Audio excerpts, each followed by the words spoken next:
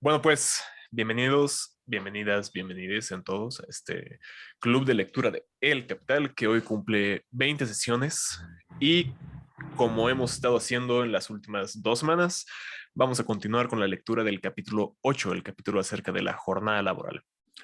Ya hemos visto, número uno, cómo en el tema de la jornada laboral, justamente en aquel asunto de la duración del tiempo de trabajo, que determina en última instancia la extensión del plus trabajo, es decir, aquel momento en el cual el trabajador produce plus valor, es decir, valor extra que no estaba contabilizado en los gastos del capitalista cuando contrató al trabajador y compró los medios de trabajo necesarios para la producción de un producto. Justamente en esa cuestión es ahí donde se da una relación de derecho doble. Una, por un lado, el derecho del comprador, es decir, del capitalista, que adquiere fuerza de trabajo en el mercado, y el derecho del trabajador, que es, en este caso, vendedor de fuerza de trabajo. Y en esa relación de intercambio acontece como base material una, una relación de derecho, el derecho del comprador y el derecho del vendedor. Y como son derechos contrapuestos, intereses contrapuestos, es también lo que determina a la lucha de clases. La clase de aquellos que venden y la clase de aquellos que compran la fuerza de trabajo. Entonces, en ese marco, en donde acontece la lucha de clases en torno a la jornada laboral, que no es el único lugar donde acontece la lucha de clases, pero es el que estamos investigando en este momento como parte de nuestra análisis acerca del plusvalor, como les decía. Ahí podemos empezar a analizar cómo en los hechos históricos se ha dado la lucha, número uno, por parte del capitalista, uno de los lados de ese derecho contrapuesto, para extender lo más posible la jornada laboral. Y ya veíamos cómo esta extensión hasta los límites de la jornada laboral se ha expresado en una serie de vejaciones, una serie de triquiñuelas, una serie de robos, una serie de malas prácticas y malos manejos por parte de los patrones para extraer cada vez más el jugo de los huesos de esos trabajadores que les reportan ganancia. Y por el lado del trabajador, también hemos visto cómo la lucha de clases en torno a la jornada laboral se expresa también en pequeños actos de rebeldía a pequeña escala o individuales, con el escamoteo también de tiempo de trabajo, donde el trabajador intenta en la medida de lo posible, pues salirse del proceso laboral para reproducir sus propios intereses, ya sea ir al baño, descansar, dormir o lo que sea. Entonces, el día de hoy vamos a ver cómo ya en el tema de la legislación fabril eh, se empezó a dar el asunto, estoy en la página incorrecta, por cierto, se empezó a dar el asunto de una lucha para regular justamente esta jornada laboral. Entonces, como siempre, voy a empezar a dar lectura a este apartado número 5 y más adelante le vamos a pedir a alguien que nos haga el favor de continuar. Número 5, la lucha por la jornada laboral normal de trabajo. Leyes coercitivas para la prolongación de la jornada laboral de mediados del siglo XVI a finales del siglo XVII. ¿Qué es una jornada laboral? ¿Durante qué espacio de tiempo el capital tiene derecho a consumir la fuerza de trabajo cuyo valor diario ha pagado? ¿Hasta qué punto se puede prolongar la jornada laboral más allá del tiempo de trabajo necesario para reproducir la fuerza de trabajo misma? A estas preguntas, como hemos visto, responde el capital.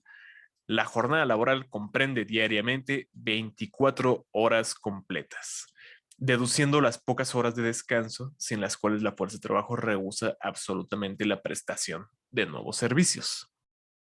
Ni qué decir tiene, por de pronto, que el obrero, a lo largo de su vida, no es otra cosa que fuerza de trabajo y que en consecuencia todo su tiempo disponible es, según la naturaleza y el derecho, tiempo de trabajo perteneciente, por tanto, a la autovalorización del capital. Tiempo para la educación humana, para el desenvolvimiento intelectual, para el desempeño de funciones sociales, para el trato social, para el libre juego de las fuerzas vitales físicas y espirituales, e incluso para santificar el domingo, y esto en el país de los celosos guardadores del descanso dominical, puras pamplinas.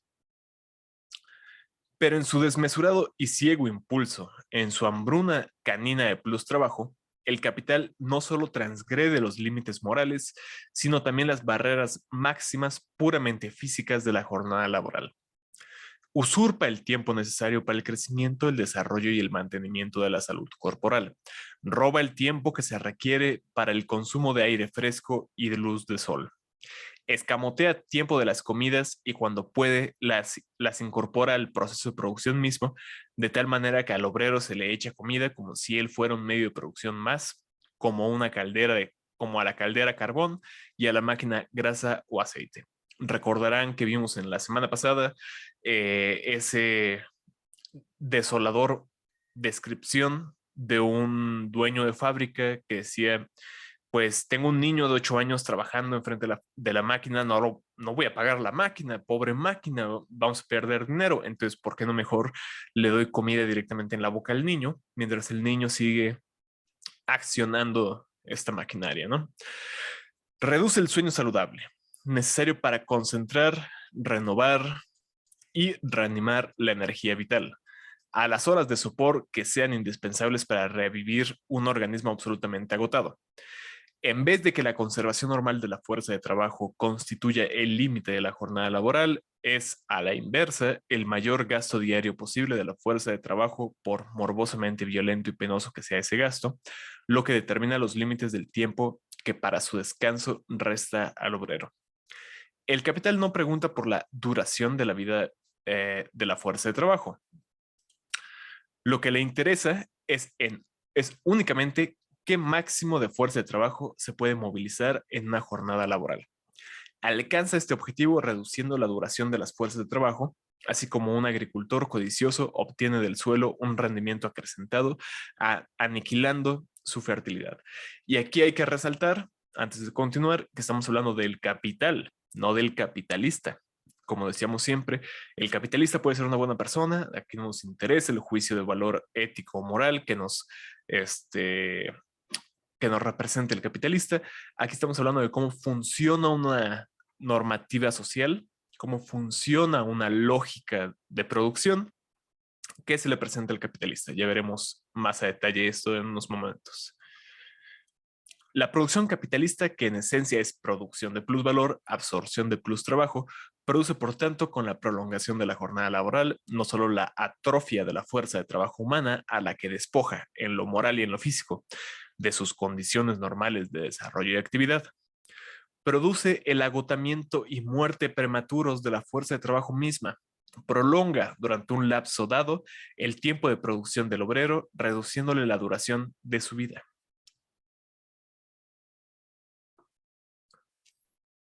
Pero el valor de la fuerza de trabajo incluye el valor de las mercancías necesarias para la reproducción del obrero o para la perpetuación de la clase obrera. Por tanto, si esta prolongación antinatural de la jornada laboral por la que pugna necesariamente el capital en su desmesurado impulso de autovalorización acorta la vida de los obreros individuales y con ello la duración de su fuerza de trabajo, será necesario un reemplazo más rápido de las fuerzas desgastadas y por ende será mayor la suma exigida para cubrir los costos de desgaste en la producción de la fuerza de trabajo. Del mismo modo que es tanto mayor la parte a reproducir del valor de una máquina, cuanto más rápidamente ésta se desgaste. Parece, por consiguiente, que el propio interés del capital apuntará en dirección de una jornada laboral normal.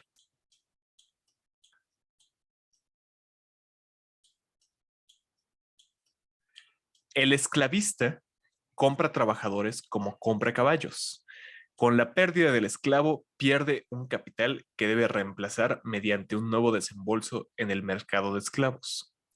Pero los arrozales de Georgia y los pantanos del Mississippi, está citando aquí Marx, pueden ser fatalmente nocivos para la constitución humana. El derroche de vidas humanas que requiere el cultivo de estos distritos, sin embargo, no es tan grande como para que no lo puedan reparar los desbordantes criaderos de Virginia y Kentucky. le sale más barato al esclavista comprar esclavos que mantenerlos con vida.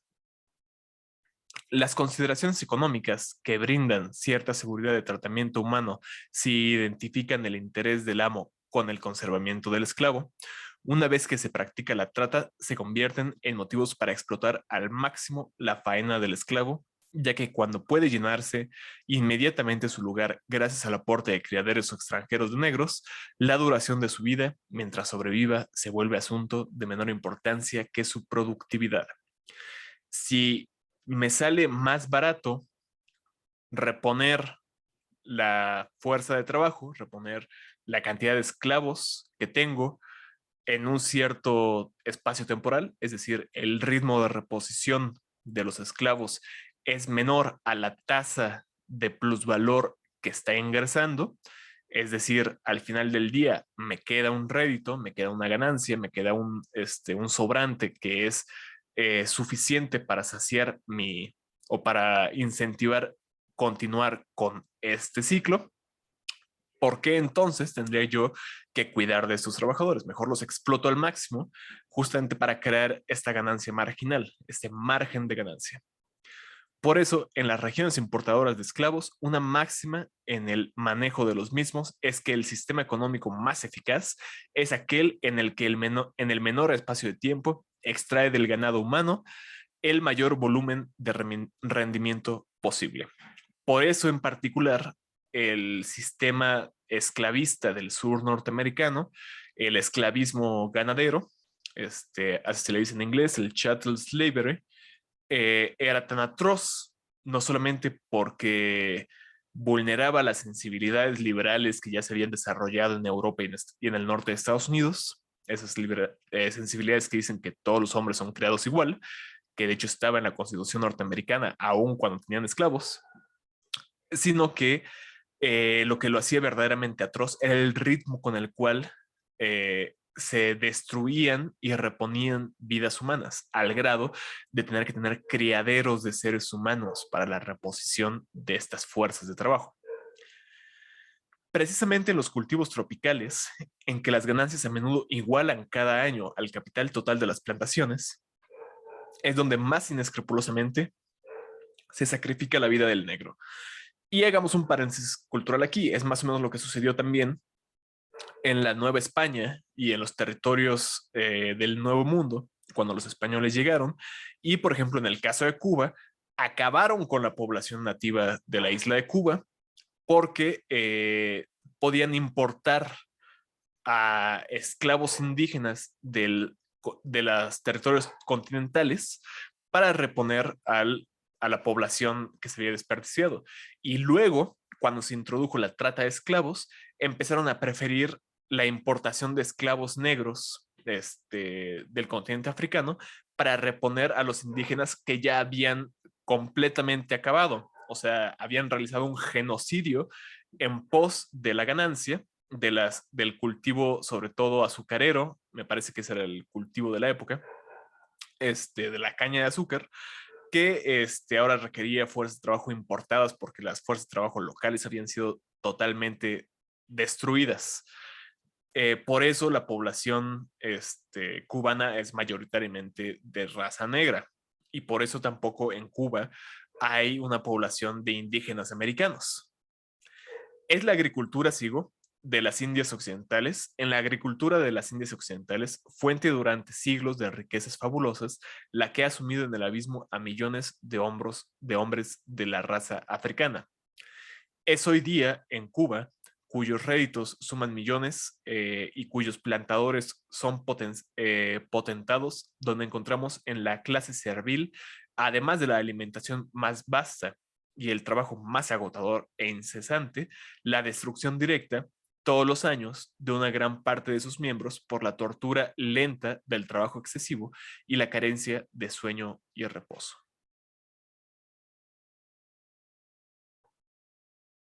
Mutato nomine de te fabula narratur. Bajo otro nombre, a ti se refiere la historia.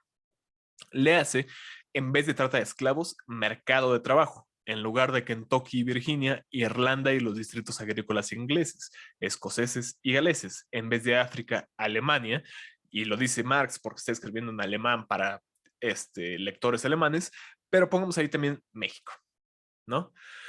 No nos enteramos de cómo el trabajo excesivo diezmaba a los panaderos de Londres y sin embargo el mercado londinense de trabajo está siempre colmado de alemanes y hombres de otras nacionalidades candidatos a morir en una panadería.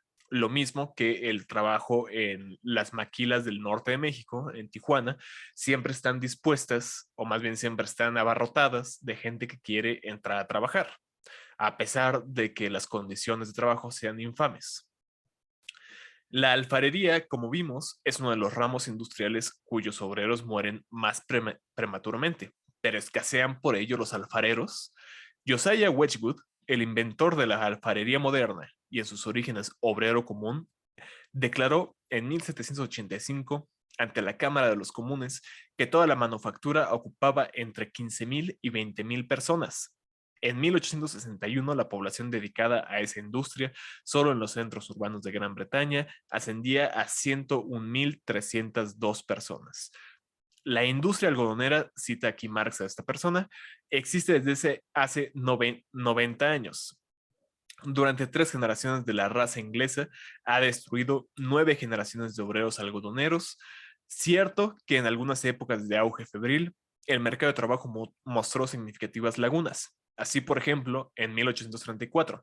Pero los señores fabricantes propusieron a los Poor Law Commissioners, comisionados de la ley de pobres, que se enviara al norte a la sobrepoblación de los distritos agrícolas. Explicaron que los fabricantes la absorberían y consumirían.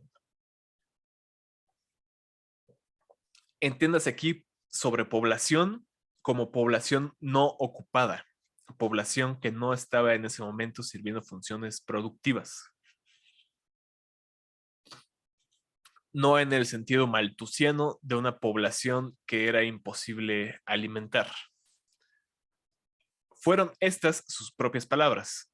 Se designaron agentes en Manchester con el consentimiento de los comisionados de la ley de pobres, se confeccionaron listas de obreros agrícolas que fueron remitidas a esos agentes, los fabricantes concurrieron a las oficinas y luego de que eligieran lo que les convenía, les enviaron las familias, desde el sur de Inglaterra. Se despachó a estos paquetes humanos, rotulados como otros tantos fardos de mercancías, por canales y en carretones.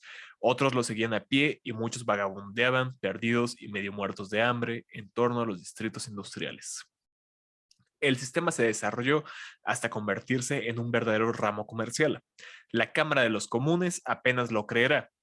Este comercio regular, este tráfico de carne humana se prolongó y esta gente era comprada y vendida por los agentes de Manchester a los fabricantes de Manchester con exactamente la misma regularidad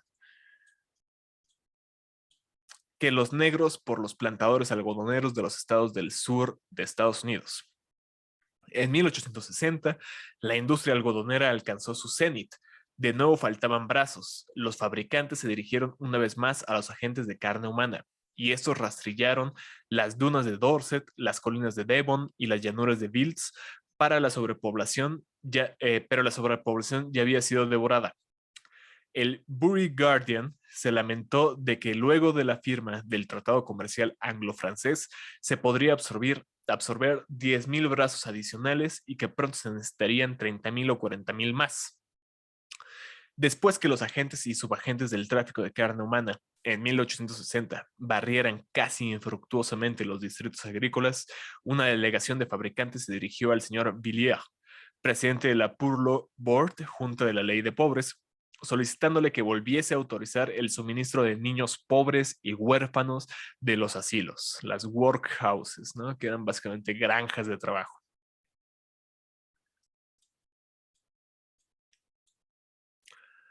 Lo que la experiencia muestra en general al capitalista, y aquí ya Marx hablando, es una sobrepoblación constante.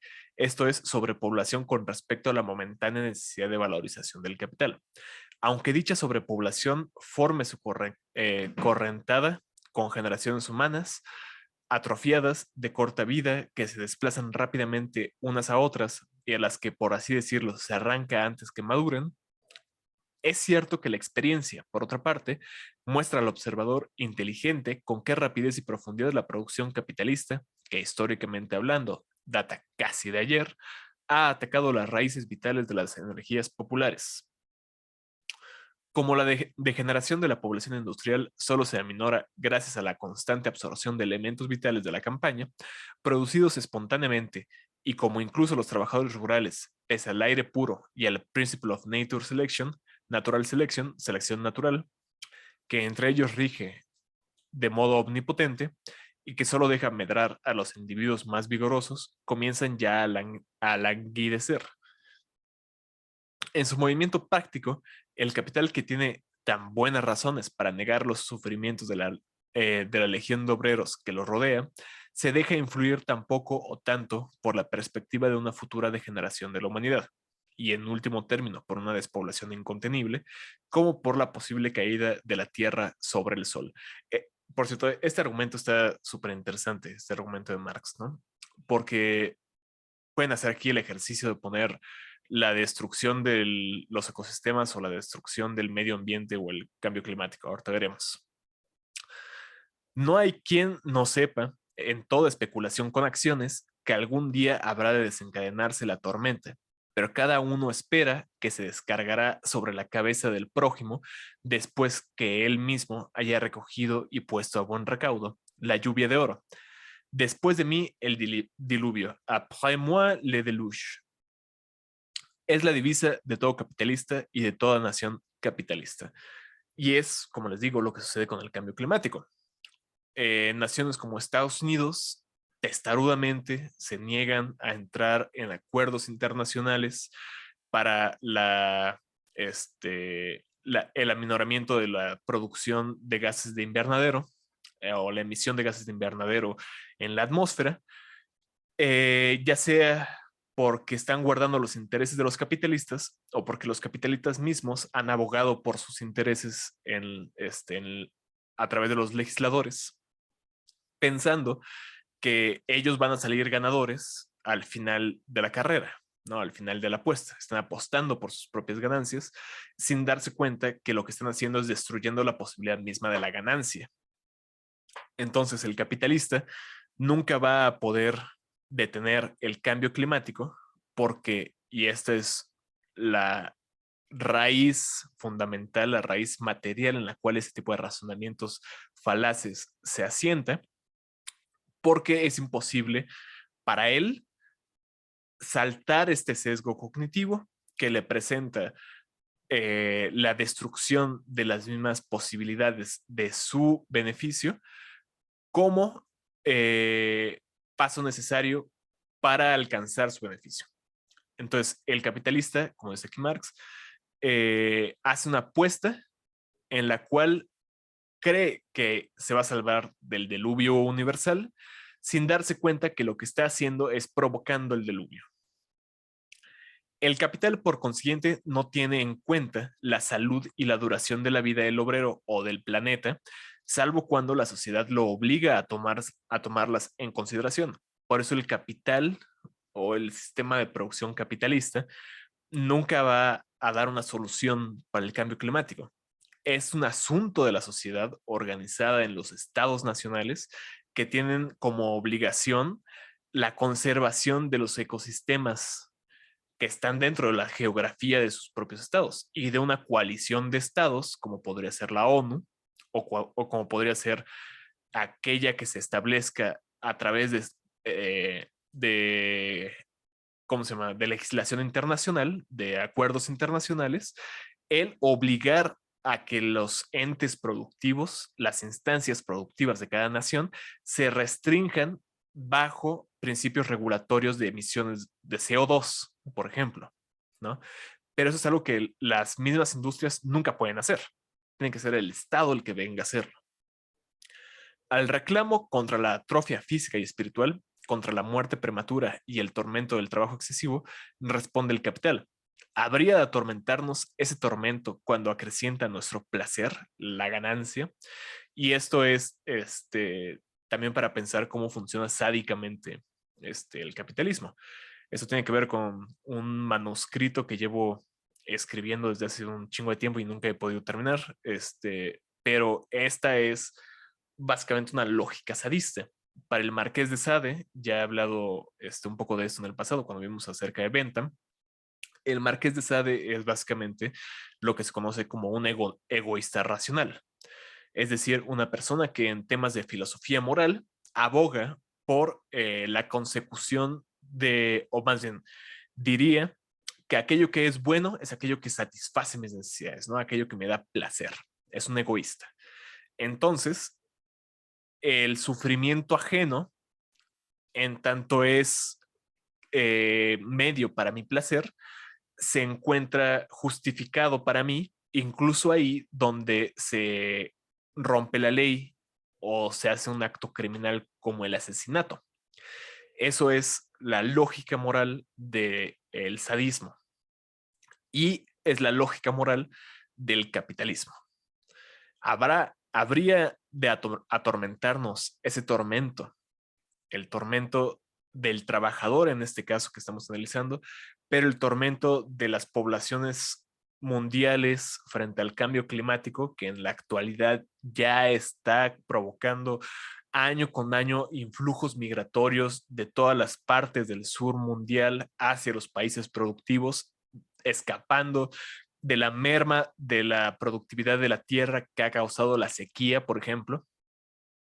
Habría atormentado este tormento cuando crecienta nuestro placer, la ganancia.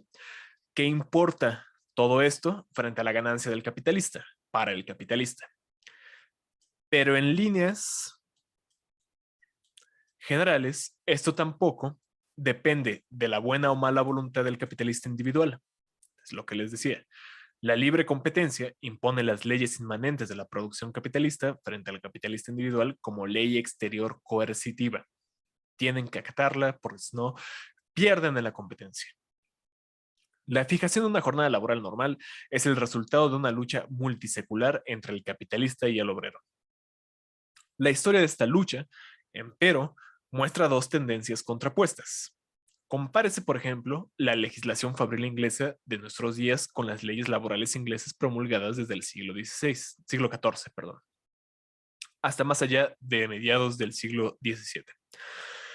Mientras que la moderna legislación fabril abrevia coactivamente la jornada laboral, aquellas leyes procuraban prolongarla coactivamente. En la actualidad, la ley laboral, actualidad para el siglo XIX, la ley laboral dice, no puedes tú, capitalista, obligar a trabajador a ir más allá de este punto. Por eso decíamos antes que es una expresión negativa de la hambruna de plus trabajo. Mientras que estas leyes antiguas del siglo XIV en adelante prolongaban coactivamente la jornada laboral. Tu trabajador estás obligado, bajo pena de ley, a trabajar una cierta cantidad de tiempo.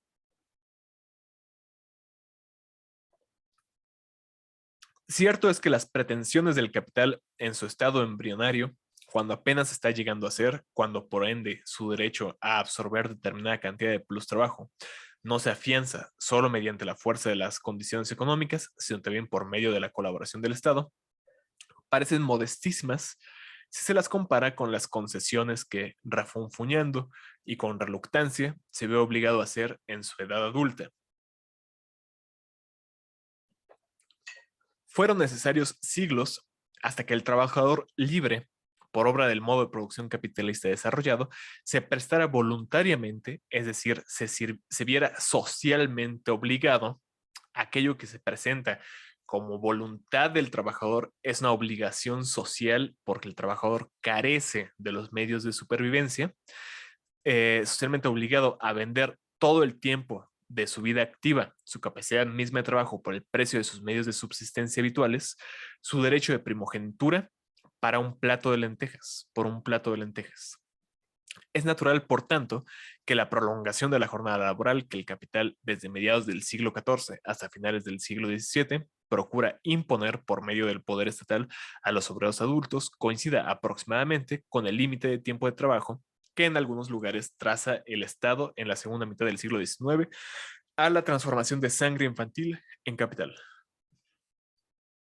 Lo que hoy día, por ejemplo, en el estado de Massachusetts, hasta hace muy poco el estado más libre de la República Norteamericana, se proclamaba como límite legal al trabajo de los niños menores de 12 años, era en Inglaterra, aún a mediados del siglo XVII, la jornada laboral normal de vigorosos artesanos, robustos mozos de labranza y ciclópeos herreros.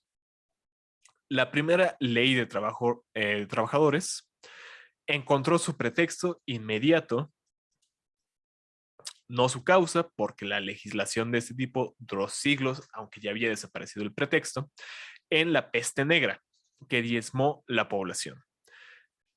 A tal punto que, como afirma un escritor Tory, y aquí también un apartado cultural, no todos sabemos que son los Tories y los Whigs, pero en el sistema parlamentario inglés, los Tories son aquellos parlamentaristas que están de lado en esta época, en el siglo XIX, y también en la época de la cual Marx está hablando, están del lado de las clases terratenientes, es decir, de los antiguos regímenes, sobre todo semifeudales o feudales.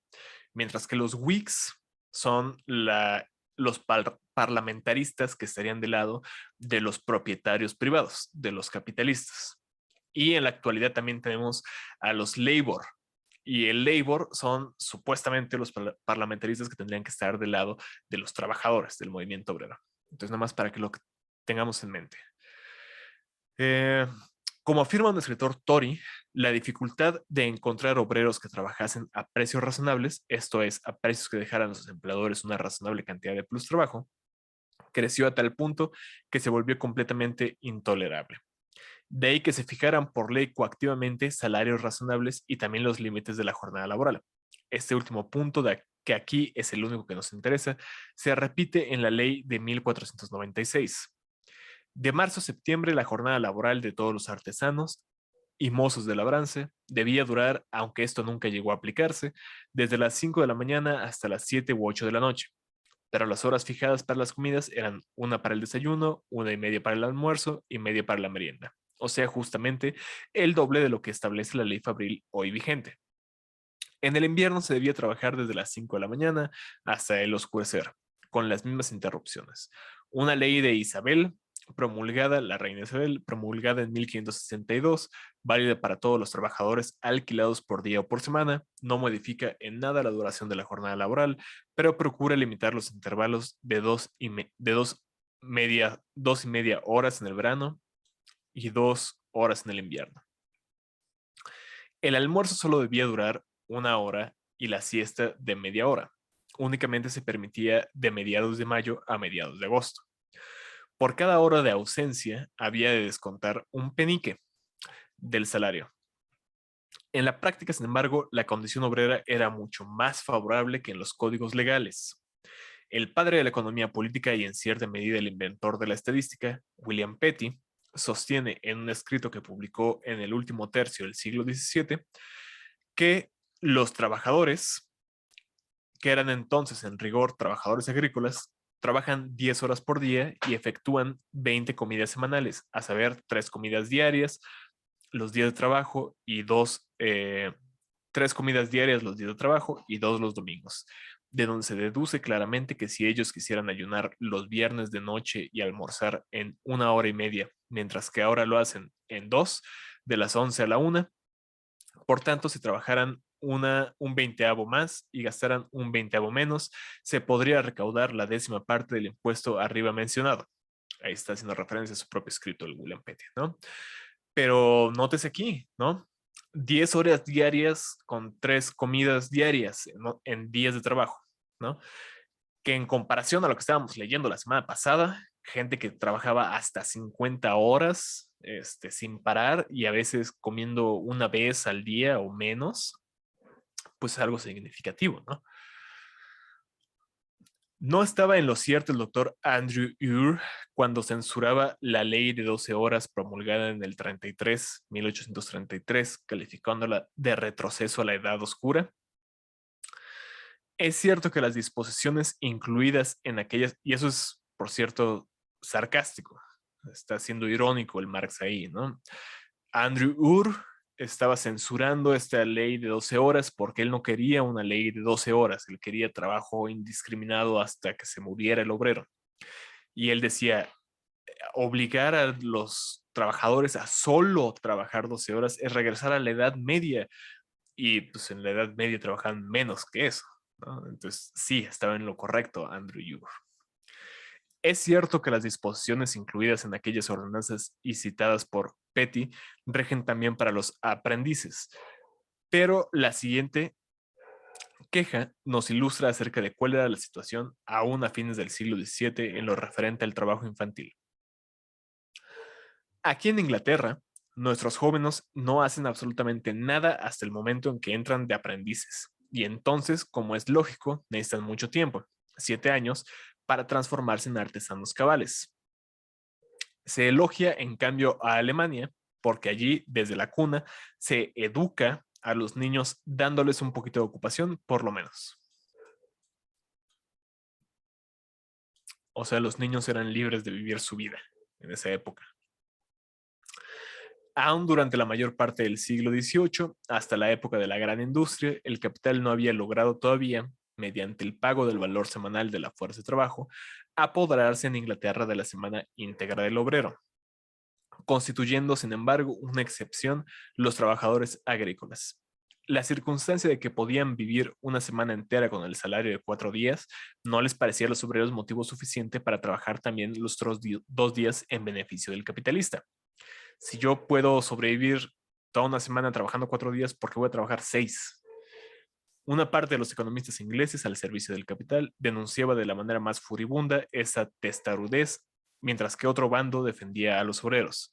Escuchemos, por ejemplo, la polémica entre Postlethwaite, cuyo diccionario de comercio gozaba entonces de la misma reputación que hoy tienen las obras similares de Maculo y MacGregor, y el ya citado autor del Essay on Trade and Commerce. Dice Postlethwaite, entre otras cosas, no podemos poner término a estas pocas observaciones. Sin tomar nota del lugar común repetido por tantos, según el cual, si el trabajador puede obtener en 5 días lo suficiente para vivir, no trabajará los 6 días en su totalidad.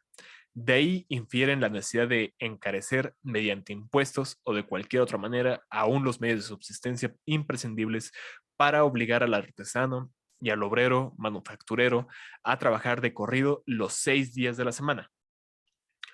Permítaseme disentir de esos grandes políticos que rompen lanzas por la esclavitud perpetua de la población obrera de este reino. Olvidan el adagio popular de solo trabajar y nunca jugar estupidiza. No se jactan los ingleses del ingenio y la destreza de sus artesanos y los obreros manufactureros, que hasta ahora han dado renombre y crédito universales a las mercancías británicas. ¿A qué obedece esto? No a otra cosa probablemente que a la diversión y solaz que nuestra población trabajadora sabe darse a su manera. Si estuvieran ligados a afanarse todo el año los 6 días íntegros de la semana en repetición constante del mismo trabajo, eso no embotaría su ingenio, convirtiéndolos en estúpidos y lerdos, en vez de listos e industriosos, y a consecuencia de esa esclavitud perpetua, no perderían nuestros trabajadores su reputación en vez de mantenerla. ¿Y qué tipo de destreza y maestría podríamos esperar de esos animales maltratados? Muchos de ellos efectúan tanto trabajo en 4 días como un francés en 5 o en 6. Pero si los ingleses han de ejecutar trabajos forzados a perpetuidad, es de temer que degeneren incluso por debajo de los franceses, esos sucios franceses. Cuando se celebra a nuestro pueblo por su bravura en la guerra, no decimos que esa gallardía se debe por una parte al buen roast beef y pudín inglés que alberga su estómago, y por otra a su espíritu innato de libertad. Aquí pues, el clásico nacionalismo inglés, ¿no? ¿Y por qué el genio, energía y destrezas superiores de nuestros artesanos y obreros manufactureros no se deberían a esa libertad con que se entretienen a su manera? Confío en que nunca perderán esos privilegios y esa buena vida de la cual brotan tanto su industriosidad como su bravura. Termina ahí Postlethwaite. A esto responde el autor del Essay on Trade and Commerce. Si se considera que festejar el séptimo día de la semana es una institución divina, de ello se desprende que los otros 6 días de la semana pertenecen al trabajo, quiere decir al capital, como enseguida veremos.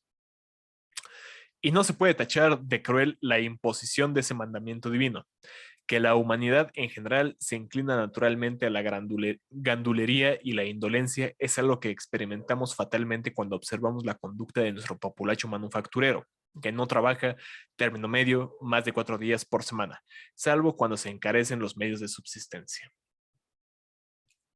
Supongamos que un bushel de trigo represente todos los medios de subsistencia del obrero, que cueste 5 chilines y que el obrero gane diariamente 1 chilín por su trabajo.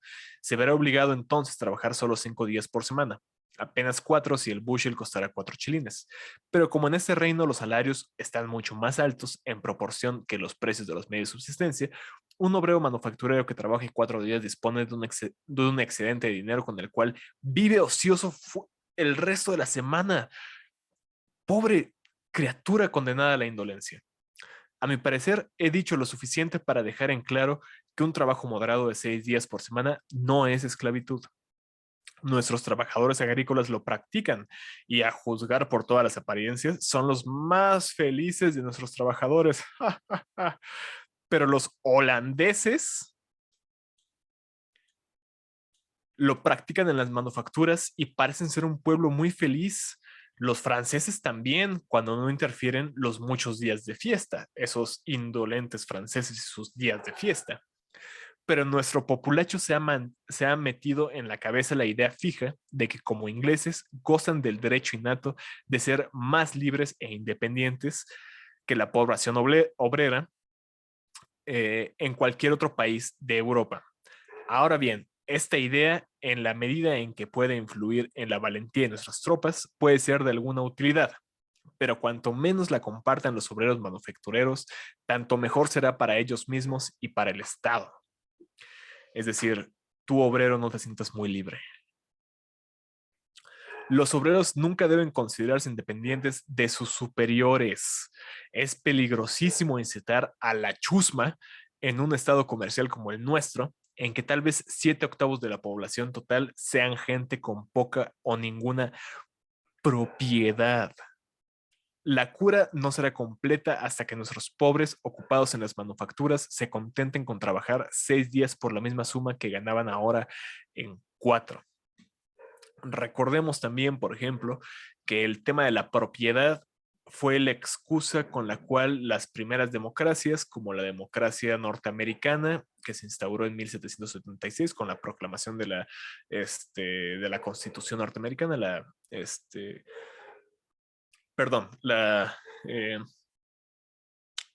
eh, Declaración de Independencia norteamericana y la Revolución Francesa, la República Francesa, eh, limitaban el voto. Es decir, en estas flamantes y nuevas democracias liberales capitalistas, no todos los ciudadanos podían votar. ¿Quiénes podían votar? Propietarios. Porque se tenía la creencia de que las personas con propiedad tenían asimismo intereses pues formados en el interés general de la nación. Entonces votarían con inteligencia y con sensatez, no como las chusmas sin propiedad, esos trabajadores que no sabían por quién debían votar para beneficiarse y solo votarían por aquello que les pareciera más fácil. ¡Ja! Entonces, continúa Marx.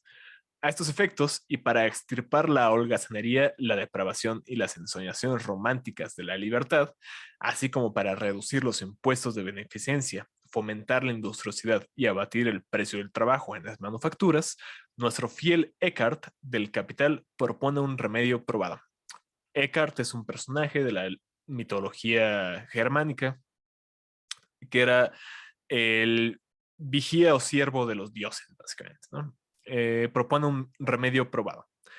A aquellos trabajadores que caigan en las manos de la beneficencia pública, en una palabra, a los paupers, los indigentes, se los encerrará en un hospicio ideal. de convertirse ese hospicio en una casa del... Debe convertirse ese hospicio en una casa del terror, House of Terror. En dicha casa del terror, en ese workhouse, en ese hospicio ideal, se debe trabajar 14 horas por día y se permitirá el tiempo adecuado para las comidas, de modo que resten 12 horas completas de trabajo. Ya que los ingleses son muy indolentes y solo trabajan 4 días a la semana, tenemos que obligarlos a trabajar lo que acabamos de leer. 12 horas diarias de trabajo en el hospicio ideal, en la casa del terror de 1770. 73 años más tarde, en 1833, cuando el Parlamento inglés redujo a 12 horas íntegras de trabajo la jornada laboral para los muchachos de 13 a 18 años, pareció que había sonado el día del juicio final para la industria inglesa. En 1852, cuando Luis Bonaparte procuró congraciarse con la burguesía zamarreando la jornada laboral legal, el pueblo obrero francés gritó como un solo hombre: la ley que reduce a 12 horas la jornada laboral es el único bien que nos quedaba de la legislación de la República. En Zúrich se limitó a 12 horas el trabajo de los niños mayores de 10 años. En Argovia, el trabajo de los niños de 13 a 16 años se redujo en 1862 de 12 y medias a 12 horas. En Austria, en 1860, se estableció la misma restricción, a 12 horas para los chicos entre 14 y 16 años. ¡Qué progreso desde 1770! Exclamaría Macaulay con exultación. La casa del terror para los pobres, con la que el alma del capitalista aún soñaba en 1770, se erigió pocos años después como gigantesca casa de trabajo para el obrero fabril mismo. Se llamó fábrica, y esta vez lo ideal resultó pálido comparado con lo real. Ahora sí. Ricardo, ¿será que nos puedes ayudar con la lectura del apartado 6, por favor? Permíteme, sí. Ok, gracias. Dice 6. La lucha por la jornada laboral normal. Limitación legal coercitiva del tiempo de trabajo. Legislación fabril inglesa de 1833 a 1864. Después que el capital se tomara siglos para extender la jornada laboral hasta sus límites normales máximos y luego más allá de estos, hasta los límites del día natural de 12 horas, tuvo lugar a partir del nacimiento de la gran industria en el último tercio del siglo XVIII, una arremetida violenta y desmesurada como la de una luz. Todas las barreras erigidas por las costumbres y la naturaleza, por la edad y el sexo, por el día y la noche, saltaron en pedazos. Hasta los conceptos de día y de noche, de rústica sencillez, en las... ahí se detuvo un poquito.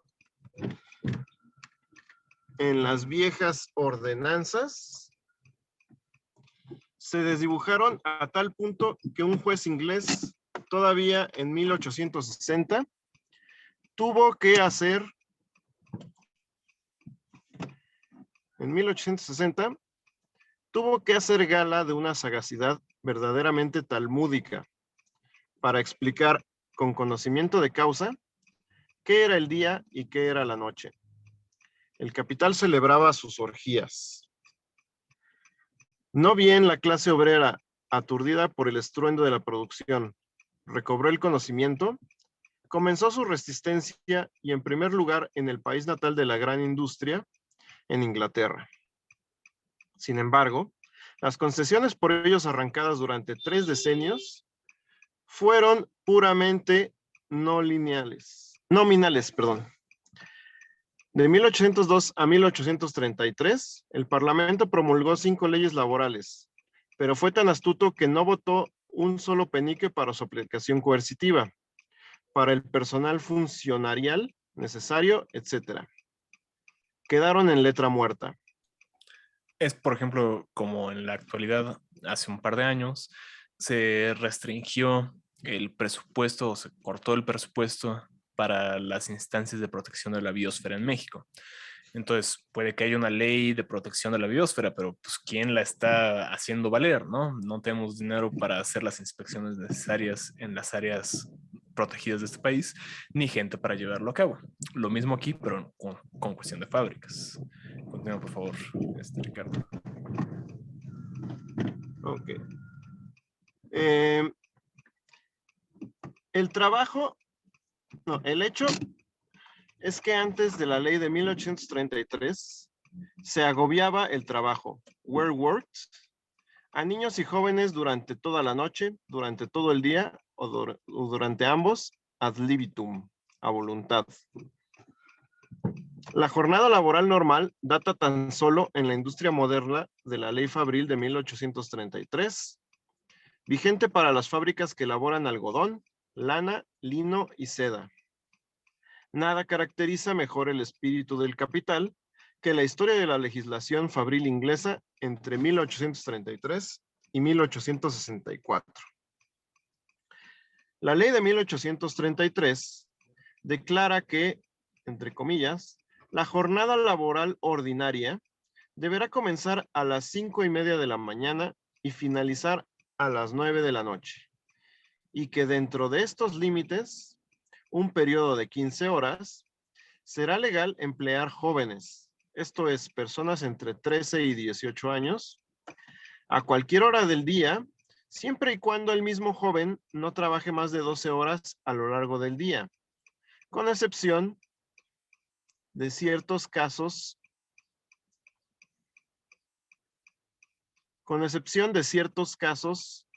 previstos. La sexta sección de la ley establece que en el curso de todos los días se deberá conceder no menos de 1:30 hora para las comidas a todas esas personas cuyo tiempo de trabajo ha sido restringido. Se prohibía emplear a niños menores de 9 años, con una excepción que mencionaremos más adelante, y se limitaba a 8 horas el trabajo de los niños de 9 a 13 años. El trabajo nocturno, es decir, conforme a esta ley, el trabajo entre las 8:30 de la noche y las 5:30 de la mañana, se prohibía para todas las personas de 9 a 18 años. Los legisladores estaban tan lejos de querer atentar contra la libertad del capital de absorber fuerza de trabajo adulta, o como ellos la llamaban, contra la libertad de trabajo, que urdieron un sistema especial para evitar esa horripilante consecuencia de la ley fabril.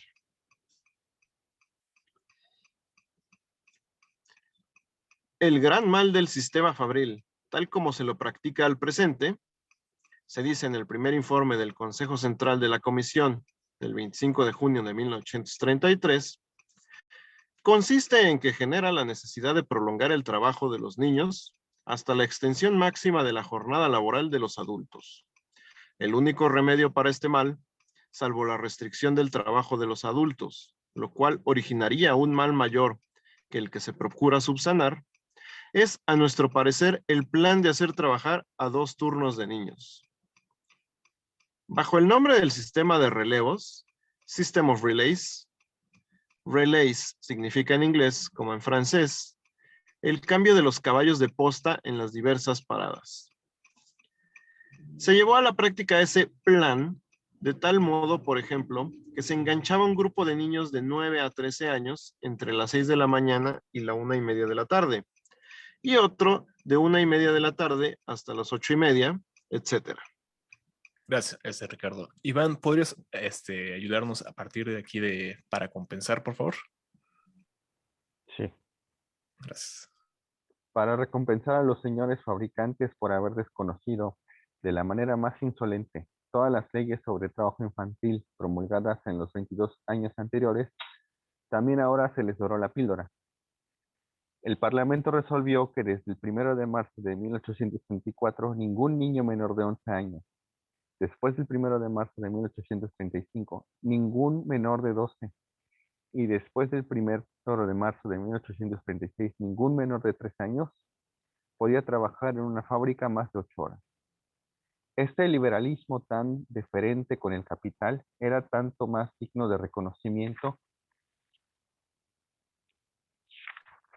Por, por cuanto el doctor Farre, Sir Carlis, Sir Roddy, Sir Bell, McCurry, etc., en suma, los más distinguidos physicians and surgeons, médicos y cirujanos de Londres, habían advertido en sus declaraciones testimoniales ante la Cámara de Comunes: hay peligro de demora.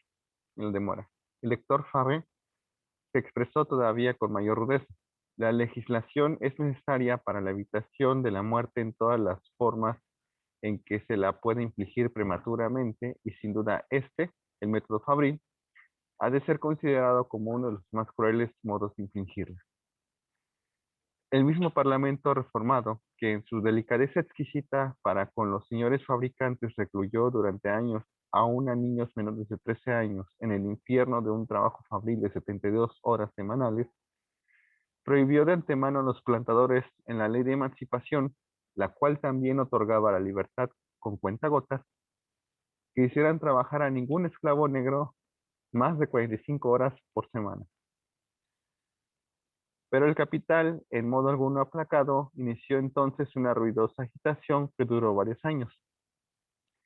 La misma se centraba principalmente en la edad de las categorías que, bajo el nombre de niños, veían limitado a 8 horas de trabajo su trabajo y quedaban sujetas a cierta enseñanza obligatoria. Según la antropología capitalista, la edad infantil terminaba a los 10 años o cuando más a los 11.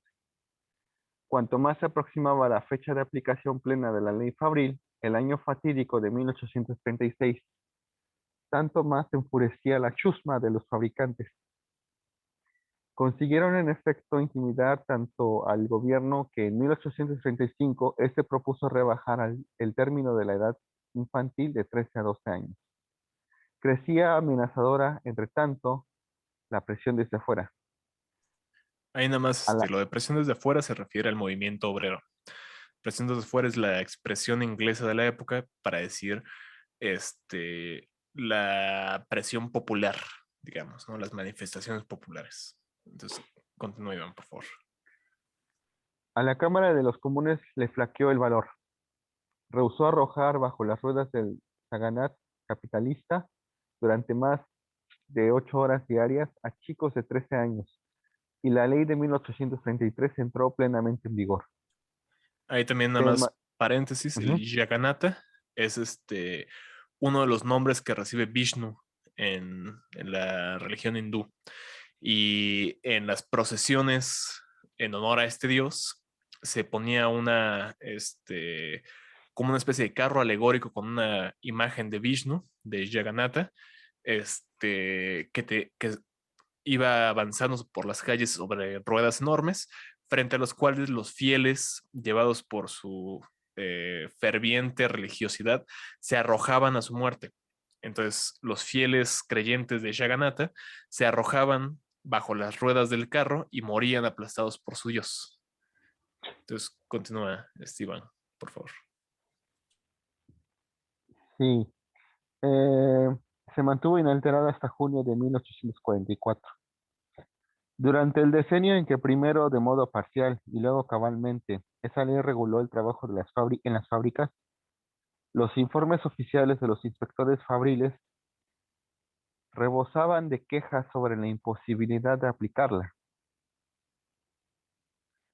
Como la ley de 1833 en efecto dejaba al arbitrio de los señores capitalistas, dentro del periodo de 15 horas que va de las 5:30 de la mañana a las 8:30 de la noche, el hacer que toda persona joven y todo niño interrumpiera o finalizara su trabajo de 8 o 12 horas, respectivamente, en el momento que a sus patrones se les antojara, y dejaba a sí mismos en sus manos el fijar a distintas personas distintas horas para las comidas.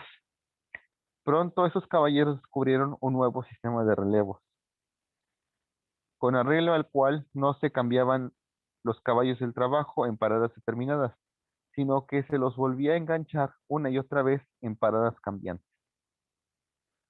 No nos detendremos más ante la belleza de este sistema, pues en otro lugar habremos de ocuparnos nuevamente de él, pero a primera vista se aprecia claramente que derogó por entero la ley Fabril, no solo en su espíritu, sino también en su letra.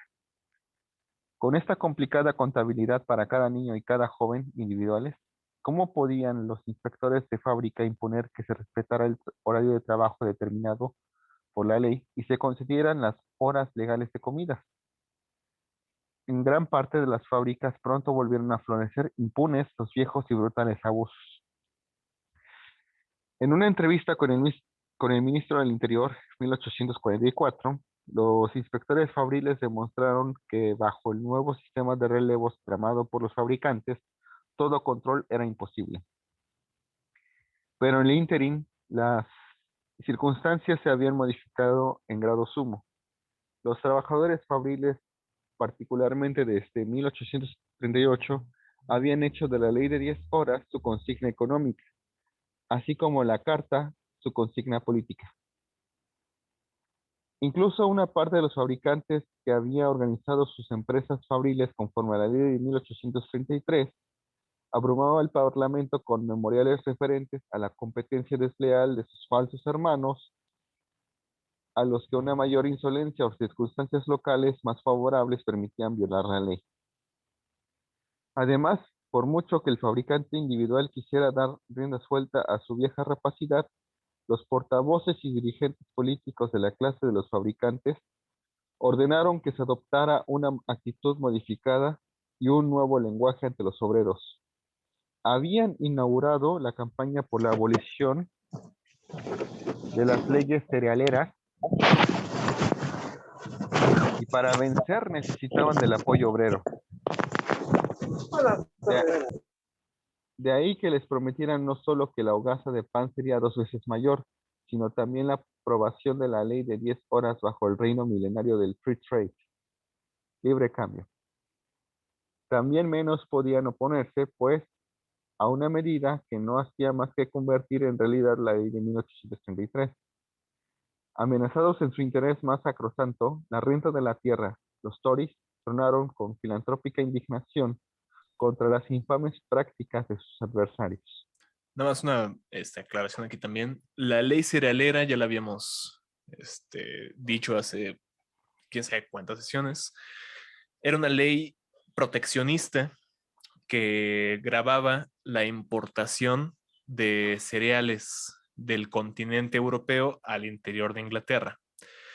Esto obligaba a los manufactureros a utilizar los cereales producidos en la isla.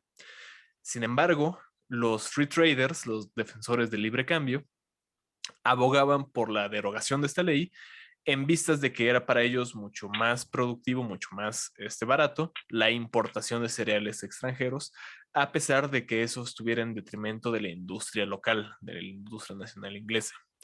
Entonces, en la necesidad que estos hombres tenían de derogar esta ley y por lo tanto forrarse los bolsillos, tuvieron que abogar al movimiento obrero para que los apoyara y el movimiento obrero le dieron las migajas, básicamente, ¿no? Entonces, continúa, Iván, por favor. Así llegó a aprobarse la Ley Fabril Complementaria de 7 de junio de 1844. La misma entró en vigor el 10 de septiembre del mismo año. Disponía la creación de una nueva categoría de obreros protegidos, a saber, las mujeres de más de 18 años. Se las equiparó en todos los aspectos a los jóvenes, reduciéndose su tiempo de trabajo a 12 horas, prohibiéndoseles el trabajo nocturno, etc. Por primera vez, la legislación se veía obligada, pues, a controlar directa y oficialmente también el trabajo de adultos. Irónicamente, se observa en el informe Fabril de 1844 a 1845, no ha llegado a mi conocimiento un solo caso en que mujeres adultas hayan protestado por esta interferencia en sus derechos. Se redujo a 6 horas y media diarias, 6 horas y media diarias, y en ciertas condiciones a 7, el trabajo de los niños menores de 13 años. Para eliminar los abusos del falso sistema de relevos, la ley adoptó, entre otras, las siguientes importantes disposiciones particulares. La jornada laboral de los niños y personas jóvenes se contará a partir del momento en que cualquier niño o persona joven empiece a trabajar en la fábrica por la mañana. De modo, por ejemplo, que si A empieza el trabajo a las 8 de la mañana y B a las 10, la jornada de trabajo de B finalizará, sin embargo, a la misma hora que la de A. El comienzo de la jornada laboral se habrá de fijar según la hora indicada por un reloj público. A modo de ejemplo, el reloj de la estación ferroviaria más cercana, por el cual deberá regularse la campana de la fábrica. El fabricante está obligado a colocar en la fábrica un cartel impreso en caracteres grandes donde conste el comienzo, el término y las pausas de la jornada laboral. A los niños que empiecen a trabajar antes de las 12 del día no deberán empleárselos nuevamente después de la 1 de la tarde. El turno de la tarde, por tanto, tendrá que componerse de otros niños que no sean los del turno de la mañana. A todos los trabajadores protegidos habrá de concedérseles en los mismos momentos del día 1 hora y media para las comidas, 1 hora por lo menos antes de las 3 de la tarde. No se hará trabajar a niños o personas jóvenes más de 5 horas antes de la 1 de la tarde, sino otorgarles cuando menos una pausa de media hora para comer. Los niños, personas jóvenes y mujeres no podrán permanecer durante cualquiera de las comidas dentro de una dependencia de la fábrica en la que se efectúe cualquier proceso de trabajo, etc. Hemos visto cómo estas minuciosas disposiciones que regulan a campanadas con uniformidad tan militar los periodos, límites y pausas del trabajo, en modo alguno eran los productos de lucubraciones parlamentarias. Se desarrollaron paulatinamente como leyes naturales del modo de producción moderno, a partir de las condiciones dadas. Su formulación, reconocimiento oficial y proclamación estatal fueron el resultado de una prolongada lucha de clases. Una de sus consecuencias más inmediatas fue que la práctica sometiese a las mismas limitaciones la jornada laboral de los obreros varones adultos en las fábricas, puesto que la mayor parte de los procesos de producción era indispensable la cooperación de los niños, jóvenes y mujeres. En líneas generales, por consiguiente, durante el periodo de 1844 a 1847, la jornada laboral de 12 horas se aplicó de manera general y uniforme en todos los ramos industriales sujetos a la legislación fabril. Los fabricantes, sin embargo, no permitieron ese progreso sin un retroceso compensatorio. A instancias suyas, la Cámara de Comunes redujo de 9 a 8 años la edad mínima de los niños a los que se podía explotar, asegurando así ese suministro adicional de niños de fábrica, que se debía al capital de hecho y de derecho. Los años de 1846 a 1847 hacen época en la historia económica de Inglaterra. Derogación de las leyes cerealeras, supresión de las tasas que gravaban la importación de algodón, de otras materias primas, el libre cambio proclamado estrella polar de la legislación. En pocas palabras, se iniciaba el reino milenario. Por otra parte, en los mismos años el movimiento cartista y la agitación por los 10 horas llegaron a su apogeo y encontraron aliados en los Tories, sedientos de venganza. Pese a la resistencia fanática de las perjuras huestes librecambistas, encabezadas por Bright y Cobden, el Parlamento aprobó la ley de 10 horas, objeto de tan larga lucha. La nueva ley fabril del 8 de junio de 1847 establecía que el 1 de julio de este año se operaría una reducción previa de la jornada laboral de las personas jóvenes, de 13 a 18 años, y de todas las obreras a 11 horas, y el 1 de mayo de 1848 la reducción definitiva a 10 horas. En lo demás, la ley era solo una adición y enmienda a las de 1833 y 1844. El capital emprendió una campaña preliminar para impedir la aplicación plena de la ley el 1 de mayo de 1848. Y a los obreros, presuntamente eleccionados por la experiencia, se les reservaba el papel de ayudar a destruir su propia obra. Se había elegido hábilmente el momento. Debe recordarse que a consecuencia de la terrible crisis de 1846 a 1847, eran grandes los sufrimientos de los obreros fabriles. ya que muchas fábricas solo trabajaban a tiempo reducido y otras estaban completamente paralizadas. De ahí que un número considerable de los obreros se encontraran en una situación estrechísima y muchos se hallaran endeudados.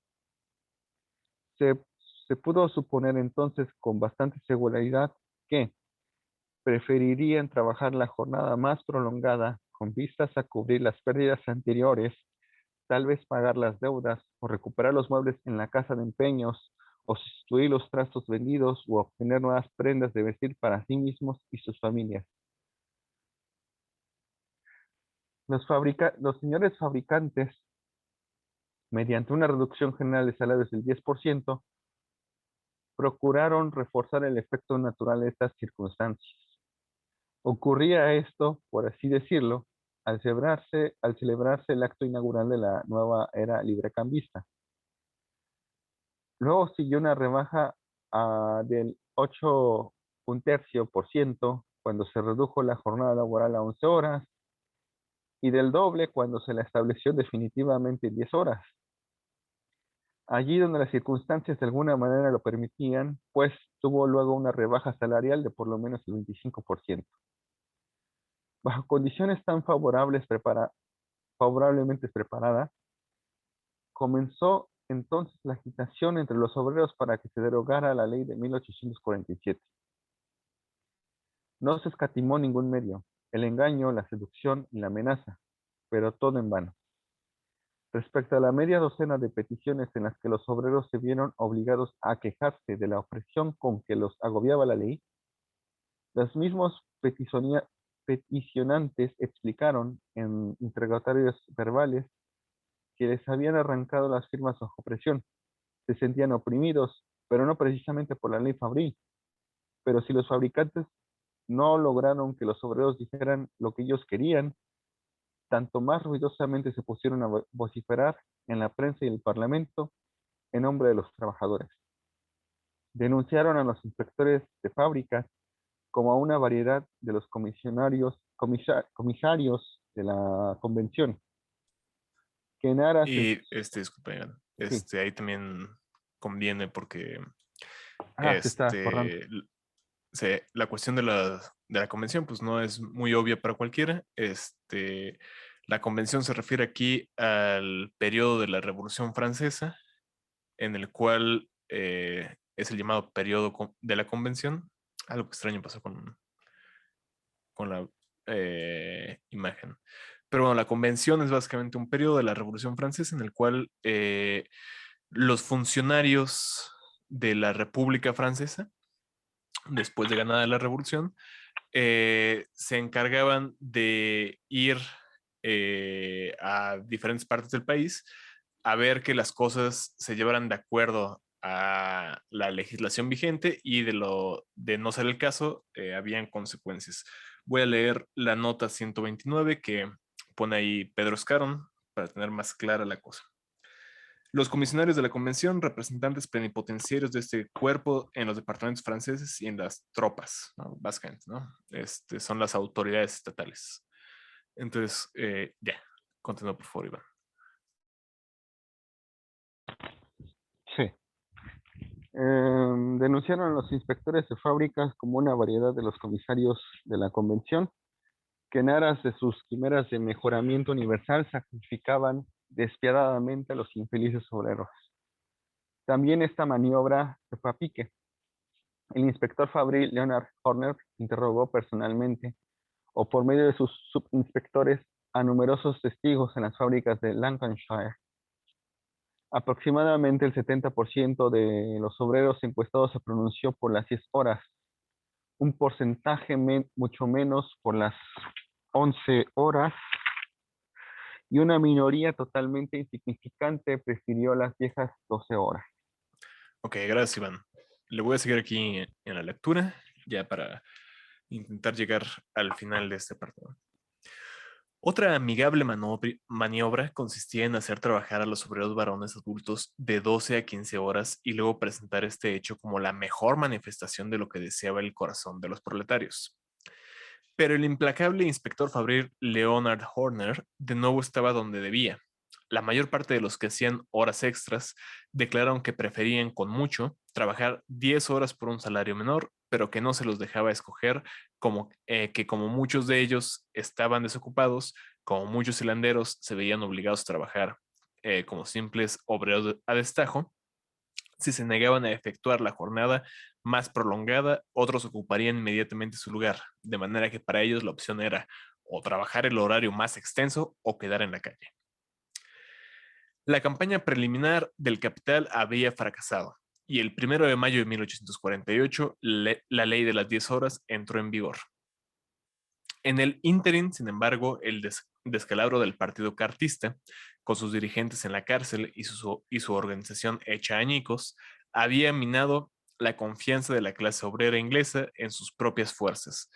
Poco después de la insurrección parisiense de junio y su sangrienta represión unieron tanto en la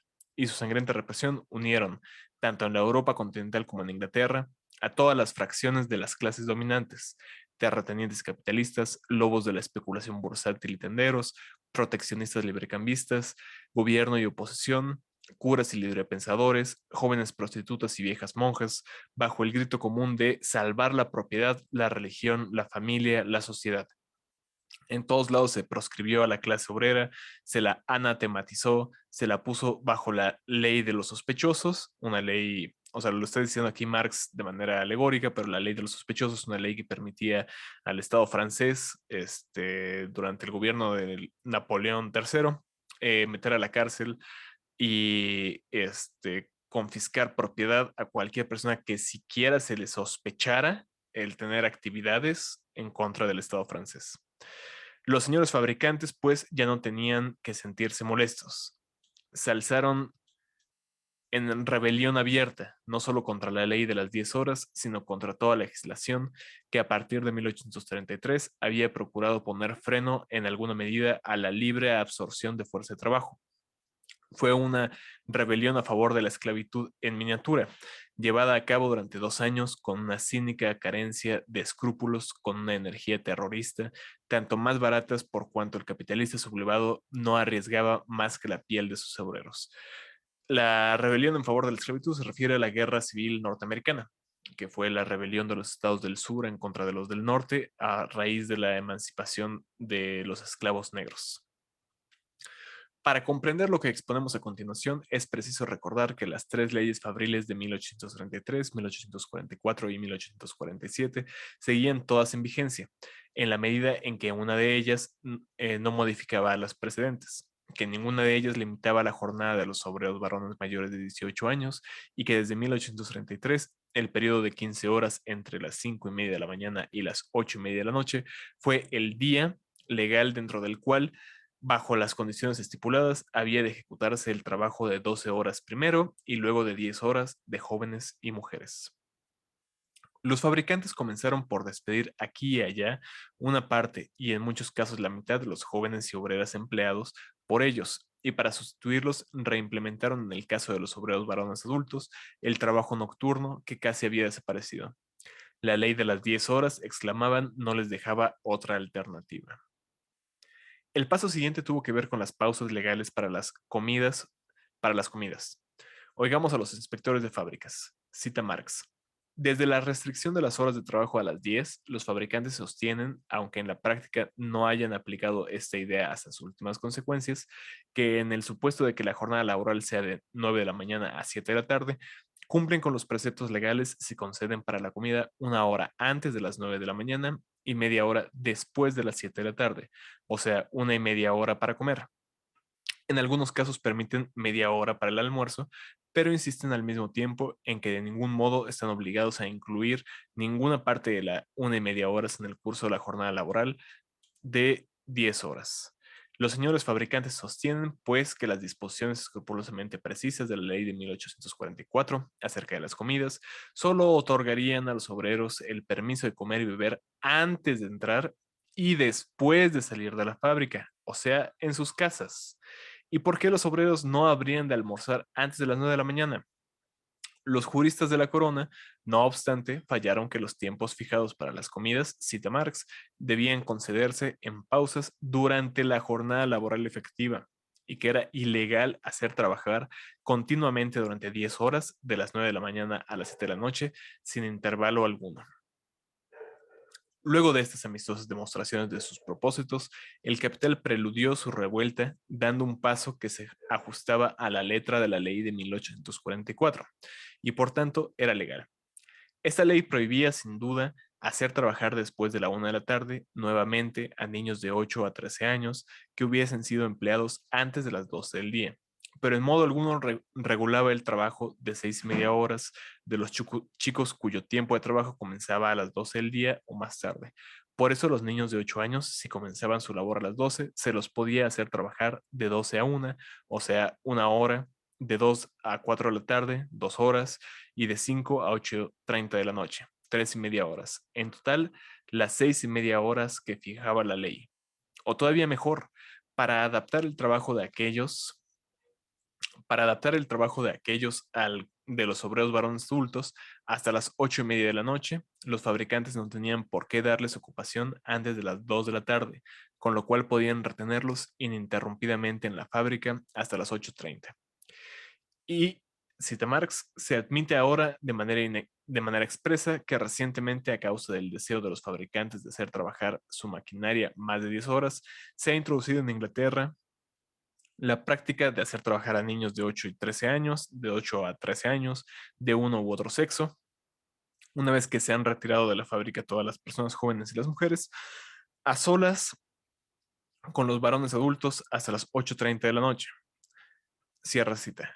Obreros e inspectores fabriles protestaban fundándose en razones higiénicas y morales, pero el capital replicaba: de mis actos respondo yo, reclamo mi derecho, la multa y la prenda de mi pagaré.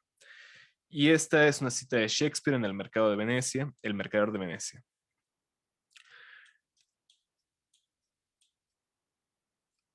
Continúa Marx. De hecho, según datos estadísticos presentados a la Cámara de los Comunes el 26 de julio de 1850 y a pesar de todas las protestas, el 15 de ese mismo mes, 3.742 niños estaban sometidos en 257 fábricas a esa práctica. Todavía no bastaba con eso. El ojo del lince del capital descubrió que la ley de 1844 prohibía que durante el trabajo de 5 horas de la mañana no se efectuara por lo menos una pausa de 30 minutos para reposar, pero que no preceptuaba nada de esto para el trabajo de la tarde. Exigió y obtuvo, pues, el disfrute no solo de que niños obreros de 8 años se mataran trabajando desde las 2 de la tarde hasta las 8:30 de la noche, sino también el de tenerlos hambrientos. Cita Marx, sí, de su corazón, que así reza en el pagaré. Esta es otra vez una cita del Mercader de Venecia. Ese aferrarse propio de Shylock, un personaje del Mercader de Venecia, que era justamente el mercader, ese aferrarse propio de Shylock a la letra de la ley de 1844, en la parte que regulaba el trabajo infantil, no hacía más que prolongar la rebelión abierta contra la misma ley en la medida en que regulaba el trabajo de las personas jóvenes y mujeres. Se recordará que la abolición del falso sistema de relevos constituía el objetivo y contenido fundamentales de esa ley. Los fabricantes iniciaron su revuelta declarando simplemente que las secciones de la ley de 1844 se prohibían utilizar a voluntad jóvenes y mujeres en lapsos breves arbitrariamente elegidos de la jornada fabril de 15 horas habían sido relativamente inocuas, mientras el tiempo de trabajo estuvo limitado a 12 horas. Bajo la ley de 10 horas, constituían una injusticia insoportable. Comunicaron con la mayor frescura a los inspectores, por consiguiente, que harían caso omiso de la letra de la ley y reimplantarían por su cuenta el viejo sistema. Lo harían en interés de los propios obreros, mal aconsejados, cita Marx, para poder pagarles salarios más altos. Era este el único plan posible para mantener bajo la ley de 10 horas la supremacía industrial de Gran Bretaña. Quizás sea un poco difícil detectar irregularidades bajo el sistema de relevos, pero ¿qué importa eso?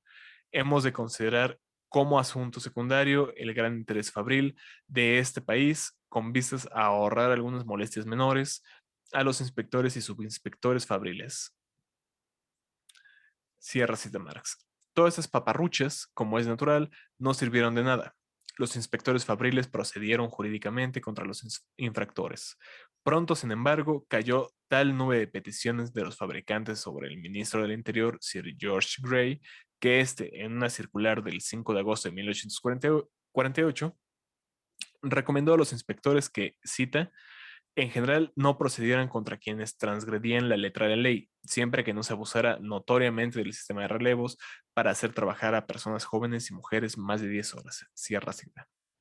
Fundándose en esto, el inspector fabril James Stuart autorizó para toda Escocia, durante el periodo de 15 horas de la jornada fabril, el llamado sistema de relevos, que pronto floreció allí como en los viejos tiempos. Los inspectores fabriles ingleses, por el contrario, declararon que el ministro carecía de poderes dictatoriales para dejar en suspenso las leyes y continuaron procediendo judicialmente contra los pro-slavery rebeldes. Los rebeldes a favor de la esclavitud. ¿Para qué servían, sin embargo, todos esos emplazamientos ante los tribunales cuando los jueces de distrito, dictaban sentencias absolutorias, cuando pues, no servía de nada hacer las denuncias? En esos tribunales se sentaban señores fabricantes y se juzgaban a sí mismos. Un ejemplo, un hilandero de algodón, un tal Escrigue, de la firma Kershaw Lease Company, había presentado al inspector fabril de su distrito el proyecto de un sistema de relevos para su fábrica. La respuesta fue negativa y el fabricante adoptó en un primer momento una actitud pasiva. Pocos meses después, acusado de aplicar un plan de relevos idénticos, el urdido por S. comparecía ante los jueces de paz urbanos de Stockport un individuo apellidado Robinson, que si no el viernes, eh, es decir, eh, voy a leer aquí la nota 135 de Pedro Scanlon. Marx juega con el apellido de ese fabricante. El fabricante, se me fue, Robinson, y lo comparaba con el protagonista de la novela de Daniel Defoe, Robinson Crusoe, y con Viernes, el criado indígena de Robinson. Un man Friday es en inglés un criado para todo servicio. Entonces, apellido Robinson, que si no el Viernes era en todo caso pariente de Escrigue. De los 4 jueces que integraban el tribunal, 3 eran propietarios de hilanderías de algodón y a su cabeza se hallaba el mismo e infaltable Escrigue. Este absolvió a Robinson y declaró que lo justo para Robinson era legal para Escrigue. Apoyándose en su propio fallo de fuerza legal, introdujo de inmediato el sistema en su propia fábrica. Ciertamente la composición misma de estos tribunales constituía una transgresión abierta a la ley. Cita Marx, esta clase de farsas judiciales, cierra cita, exclama el inspector Howell, cita de nuevo, requiere urgente remedio.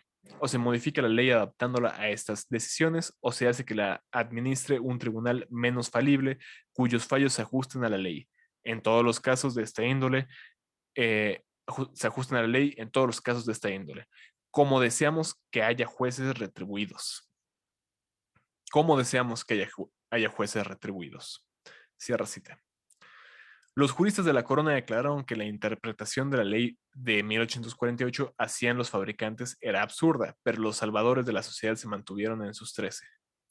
Cita Marx, luego que yo intentara, informa Leonard Horner, hacer cumplir la ley por medio de 10 acusaciones en 7 circunscripciones judiciales diferentes y solo en un caso fuera apoyado por los magistrados, consideré que era inútil seguir procediendo judicialmente contra las transgresiones de la ley.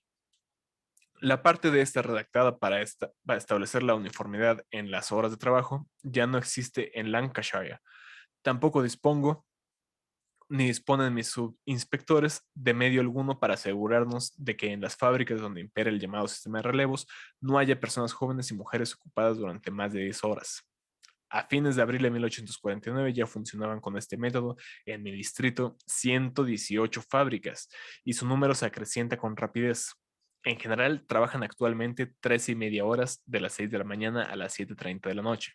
En algunos casos, 15 horas de las 5:30 de la mañana hasta las 8:30 de la noche. Cierra cita.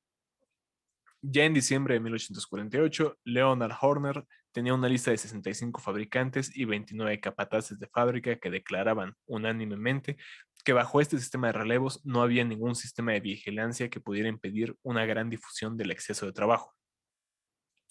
Ahora los mismos niños y muchachos eran trasladados del taller de hilado al de tejido. Ahora se los llevaba durante las 15 horas de una fábrica a otra.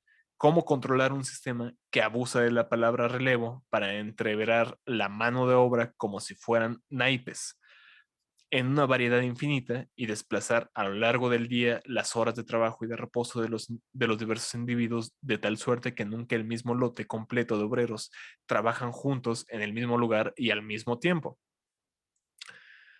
Pero prescindiendo, dice Marx, por entero del exceso real de trabajo, ese llamado sistema de relevos era un aborto de la fantasía capitalista, no superado nunca por Fourier en sus bosquejos humorísticos de las court séances, sesiones breves, court sesiones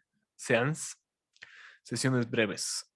Y cito de nuevo a Pedro Scaron en la nota 136.